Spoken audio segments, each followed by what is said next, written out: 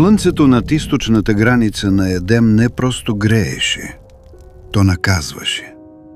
Беше от онези безмилостни, изпепеляващи следобеди, които караха въздуха да трепти като мараня над скара, а дробовете да молят за глътка хлад.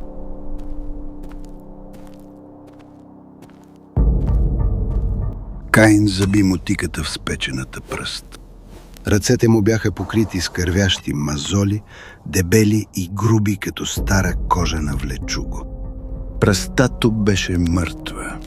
Прокълната да ражда само тръни и болка. Тя ме мрази, помисли си той, докато избърсваше потта от челото си скална длан. Мрази ме заради греха на баща ми, а него обича.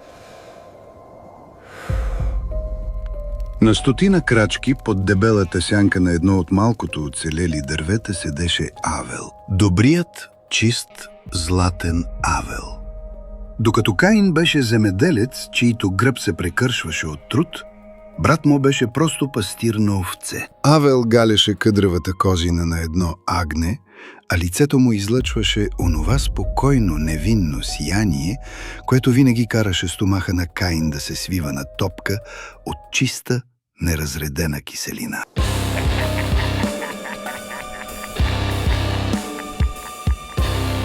Завистта в гърдите му не беше просто абстрактна емоция.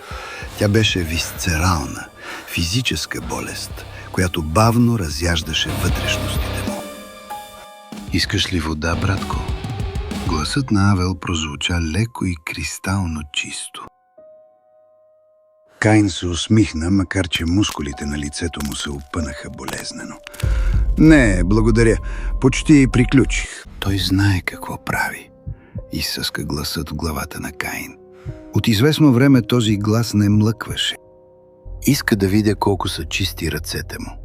Иска да ми напомни, че неговият любимец няма нужда да кърви в пръста. Всичко се пречупи в деня на жертвоприношението. Каин донесе плодовете на земята, продукт на неговия смазващ, изцеждащ живота труд. Авел, от своя страна, донесе тлъстините на първородните от своето стадо.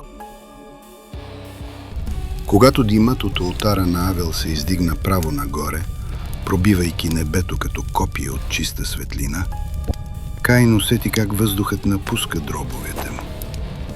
Одобрението беше абсолютно, а фаворитизмът безспорен.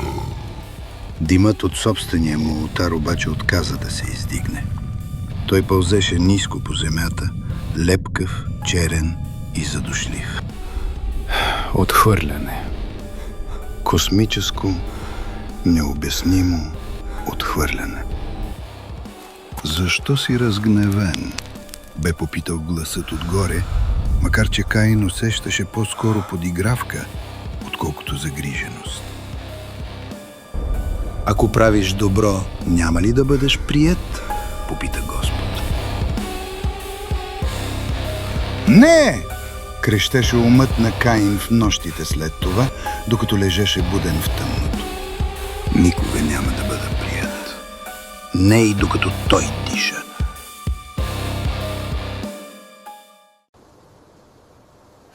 И така, в този горещ следобед, когато въздухът трептеше от напрежение, Каин остави мотиката.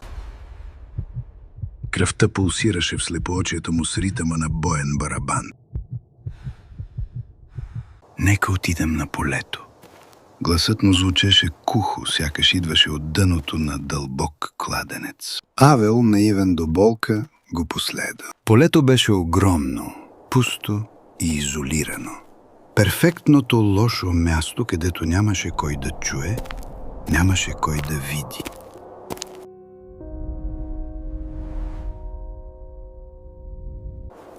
Когато стигнаха достатъчно далеч, Каин се обърна. Камъкът вече беше в ръката му. Тежък, ръбест, истински. Ударът беше абсурдно тих. Влажен, глух звук, подобен на разпукването на презрял плод. Той погледна Каин.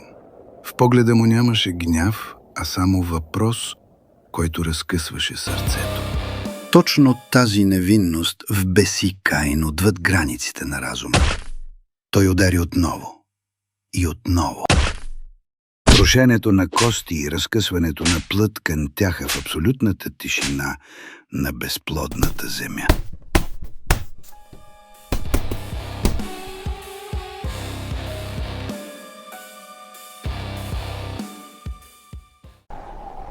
Каин стоеше на трупа, дишайки тежко. Очакваше катарзис.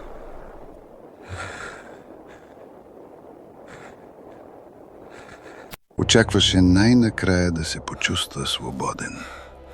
Вместо това започна истинският ужас. Земята под тялото на Авел започна да се променя. Тя не просто попиваше кръвта. Тя я пиеше. Почвата се разтвори, сякаш отвори огромна невидима уста, за да погълне аленото петно, мляскайки влажно и лакомо. И тогава дойде звукът. Първо беше слаб шепот, идващ изпод подметките му.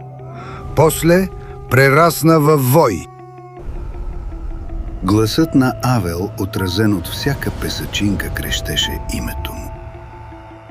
Какво си направил? Гласът на Създателя проехтя навсякъде, карайки въздуха да замръзне. Гласът на братовата ти кръв вика към мене от земята.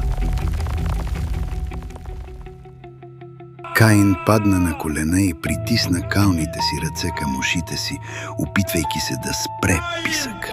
Но звукът не идваше отвън. Изведнъж челото му пламна с неописуема болка, сякаш някой беше допрял нажежено желязо до кожата му. Бог постави този белег върху него, обричайки го на вечно изгнание, но същевременно гарантирайки, че никой няма да го убие. Живей! Живей с това!